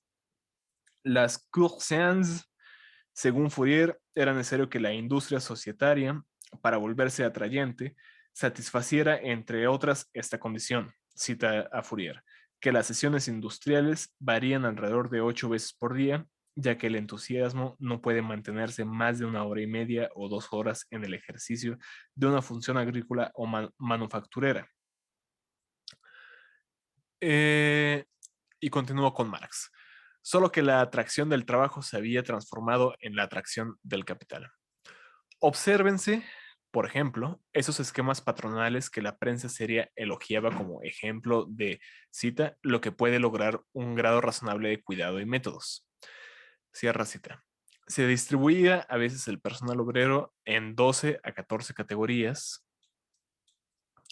cuyos componentes a su vez cambiaban constantemente. Durante el periodo de 15 horas de la jornada fabril, el capital atraía al obrero ya por 30 minutos, ya por 1 hora, y de nuevo lo rechazaba para atraerlo nuevamente a la fábrica y repelerlo de esta vez una vez más, de esta una vez más, acosándolo aquí y allá en jirones dispersos de tiempo, sin perder nunca el dominio sobre él, mientras no quedaran completas las 10 horas de trabajo. Como en el escenario, las mismas personas tenían que aparecer alternativamente en las diversas escenas de los distintos actos. Pero así como un actor está pendiente de la escena durante todo el transcurso del drama, los obreros dependían de la fábrica durante 15 horas sin encontrar el tiempo para ir a ella y volver de la misma. Las horas de descanso se convertían así en horas de ocio forzoso, que empujaban al obrero joven a la taberna y a la obrera joven al prostíbulo. A cada nueva ocurrencia de las que urdía día tras día el capitalista para mantener en funcionamiento su maquinaria, 12 o 15 horas sin aumentar el personal obrero, el trabajador tenía que deglutir su comida ya en este residuo de tiempo, ya en aquel. En la época de la agitación por las 10 horas, los capitalistas clamaban que la canalla obrera elevaba sus peticiones con la esperanza de conseguir el salario de 12 horas por el trabajo de 10. Ahora habían dado vuelta la medalla. Pagaban un salario de 10 horas, pero disponían de las fuerzas de trabajo durante 12 y 15. Esta era la madre del borrego. Esta era la versión al cuidado de los fabricantes de la ley de 10 horas. Eran estos los mismos librecambistas llenos de unción, desbordantes de amor al prójimo, que a lo largo de 10 años enteros, durante la agitación contra las leyes cerealeras, les habían demostrado a los obreros, calculando hasta los chelines y peniques, que con la libre importación de trigo y con los recursos de la industria inglesa, 10 horas de trabajo bastarían ampliamente para enriquecer a los capitalistas.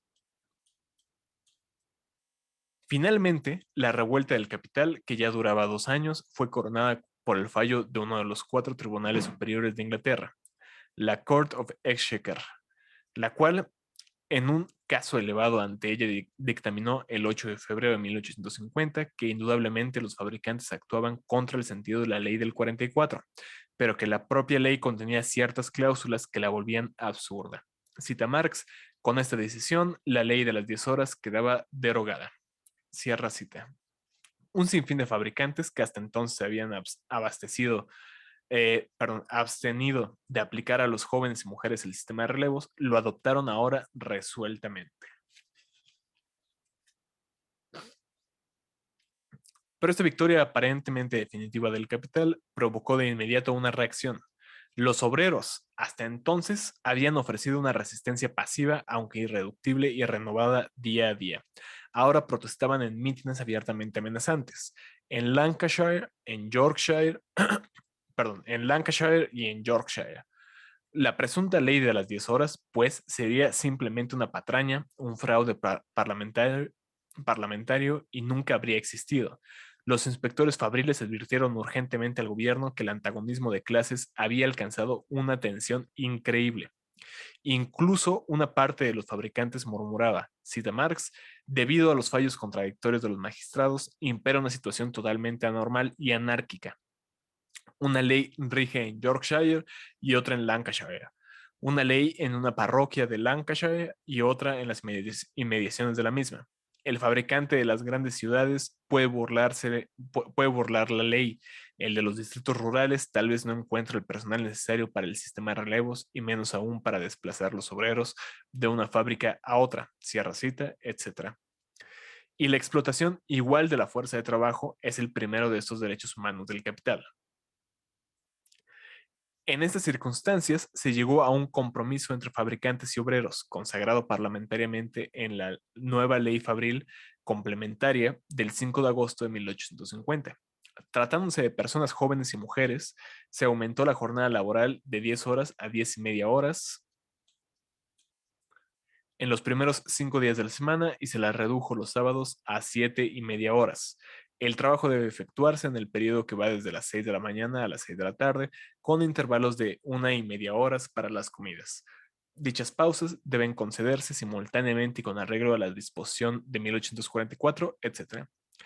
Con eso se suprimía de una vez para siempre el sistema de relevos. En lo ateniente al trabajo infantil se mantenía en vigor la ley de 1844. Una categoría de fabricantes se reservó esta vez, como antaño, ciertos privilegios señoriales sobre los niños proletarios. Se trataba de los fabricantes de seda. En 1833 bramaron amenazadoramente que, se cita, si se les arrebataba la libertad de hacer trabajar a niños de cualquier edad durante 10 horas diarias, sus fábricas quedarían paralizadas. Cierra citas. Les resultaría imposible comprar una cantidad suficiente de niños mayores de 13 años. Arrancaron el privilegio anhelado. Una investigación posterior comprobó que el pretexto era solamente un embuste, lo que no les impidió, durante un decenio, hilar seda durante 10 horas diarias con la sangre de niños pequeños a quienes había que encaramar a sillas para la ejecución de su trabajo.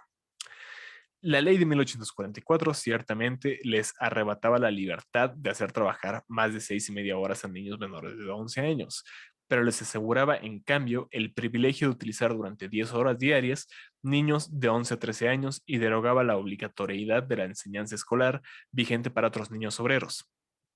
Era este el pretexto, cita Marx. La delicadeza de la tela requiere una sensibilidad en el tacto que solo se puede adquirir si se entra a la fábrica a edad temprana. Cierra cita. Se sacrificaba a los niños por sus delicados dedos, exactamente como al ganado en el sur de Rusia por el cuero y el cebo. En 1850, finalmente, el privilegio concedido en 1844 se limitó a las secciones de torcido y de banado de seda, aunque aquí, para indemnizar al capital despojado de su libertad, se aumentara de 10 a 10:30 horas el tiempo de trabajo de los niños de 11 a 13 años. Pretexto, cita Marx, en las fábricas de seda el trabajo era más liviano que en las demás fábricas, y en modo alguno tan perjudicial para la salud. Cierra cita. La investigación médica oficial demostró más adelante, por el contrario, que, cita Marx, la tasa media de mortalidad es elevadísima en los distritos sedereros y entre la parte femenina de la población más alta incluso que en los distritos algodoneros de Lancashire. Cierra cita.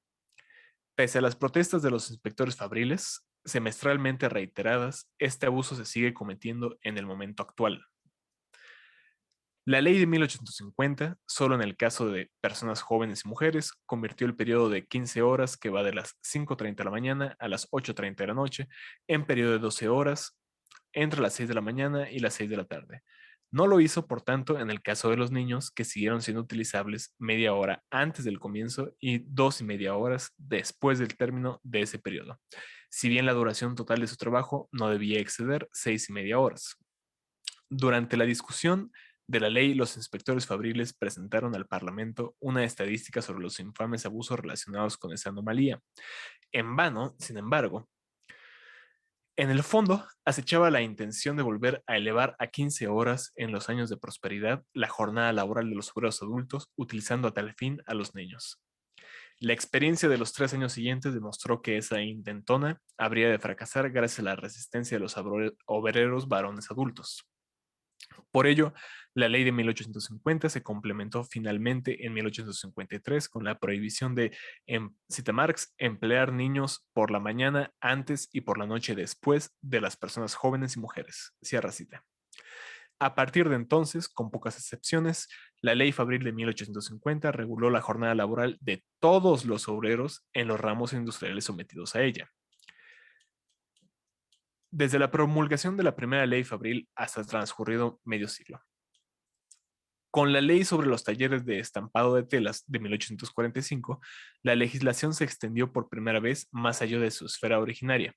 Cada línea de la ley denota el desagrado con el que el capital toleró esta nueva extravagancia.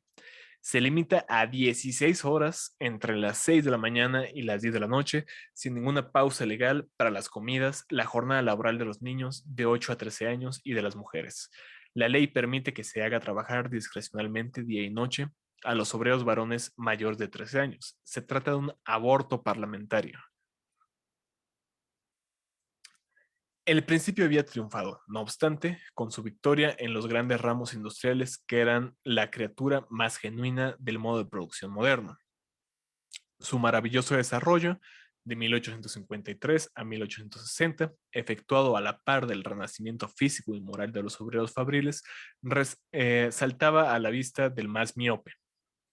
Los mismos fabricantes a los que medio siglo de guerra civil, paso a paso, había arrancado las limitaciones y normas legales de la jornada laboral, señalaban ufanos el contraste con los dominios en que la explotación era aún libre. Los fariseos de la economía política proclamaban ahora que el reconocimiento de la necesidad de una jornada laboral legalmente reglamentada era una nueva conquista característica de su ciencia. Es fácil comprender que una vez que los magnates fabriles debieron aceptar lo inevitable y conciliarse con ello, la capacidad de resistencia del capital se debilitó gradualmente, mientras que la acometividad de la clase obrera se acrecentó con el número de sus aliados en las capas sociales no interesadas directamente en el problema. De ahí el progreso, relativamente rápido, que tuvo lugar desde 1860. Las tintorerías y talleres de blanqueo quedaron sometidos en 1860 a la ley fabril de 1850. Las fábricas de puntillas y las de medias en 1861. A resueltas del primer informe de la Comisión acerca del trabajo infantil en el 63, cupo el mismo destino a la manufactura de todos los artículos de cerámica, no solo las alfarerías, fósforos, pistones de cápsula, cartuchos, papel de empapelar, el tundido de pana y muchos procesos comprendidos bajo el término finishing, últimos apresto. Un segundo, por favor.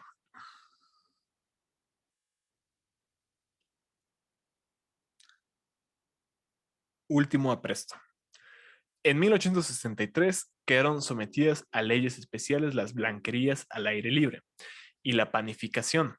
La primera prohíbe, entre otras cosas, el trabajo nocturno de niños, personas jóvenes y mujeres de 8 de la noche a 6 de la mañana, y la segunda ley veda la utilización de aprendices panaderos menores de 18 años entre las 9 de la noche y las 5 de la mañana. Más adelante volveremos sobre las propuestas posteriores de la comisión citada, las cuales amenazan con arrebatar la libertad a todos los ramos industriales ingleses importantes, con excepción de la agricultura, las minas y los transportes. Y ya aquí vamos a terminar nuestra lectura.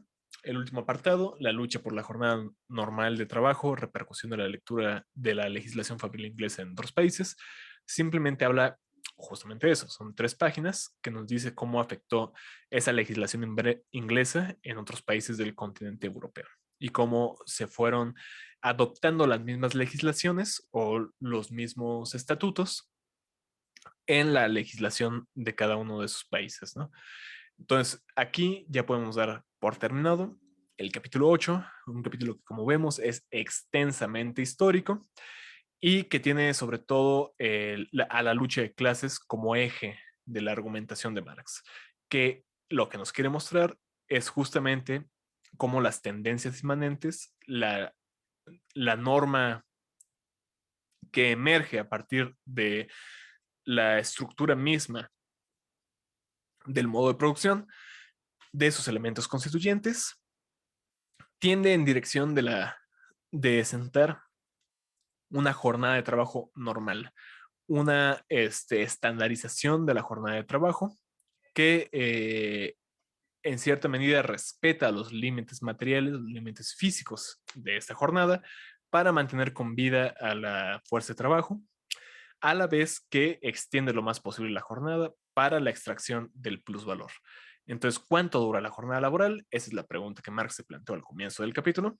Dura aquello que entra dentro de los límites más o menos flexibles de esta tensión de lucha de clases. La próxima semana continuaremos con, seguramente haré un resumen de este pedacito de la lucha por la jornada laboral del trabajo.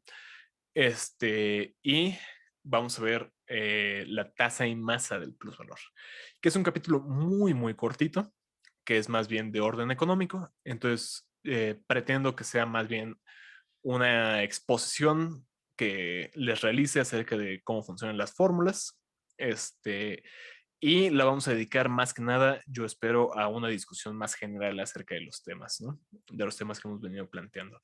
Entonces, tengan ustedes, compañeros Iván y Ricardo, que nos están acompañando el día de hoy, la gente que está en el YouTube, la gente que nos escuche en cualquier otro medio, un excelente fin de semana y nos vemos la próxima. Buen fin de semana, Pablo, Ricardo. Hasta luego. Gracias. Gracias igualmente a todos. Un saludo, que Bye, estén bye. bien. Bye.